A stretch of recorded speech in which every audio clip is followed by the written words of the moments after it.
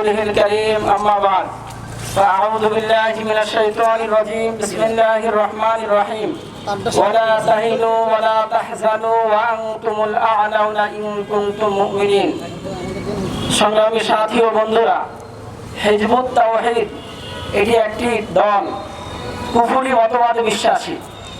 এই সংগঠনের সদস্য যারা সবাই কাফের।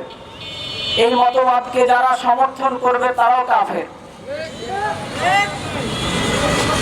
এনায়েতুল্লাহ খান মাশরিকি সে কুফরি কিছু মতবাদ ছড়িয়ে দিয়েছিল। সেই মতবাদে বিশ্বাসী বাইজিদ খান পল্লী সে বাংলাদেশে এই মতবাদকে ছড়িয়ে দিতে চায়, সরল মনা মুসলমানকে বিভ্রান্ত করতে চায়। এদের একটি বিশ্বাস হলো যে বর্তমান যে ইসলাম, এই ইসলাম বিকৃত ইসলাম, এবং তারা বলে সমস্ত ধর্ম সত্য, যে যার ধর্ম পালন করে নাজাত পেতে পারে। তাহলে ইন্নাদ-দীন ইনদাল্লাহিল ইসলামের অর্থ কি হবে? এরকম কোরআন সুন্নাহ বিরোধী মতবাদ প্রচার করছে। কিন্তু আমাদের আশ্চর্য লাগে যে এরকম একটা সংগঠনের ব্যাপারে প্রশাসনকে অবগত করা সত্ত্বেও প্রশাসন দুর্বলতা দেখিয়েছে।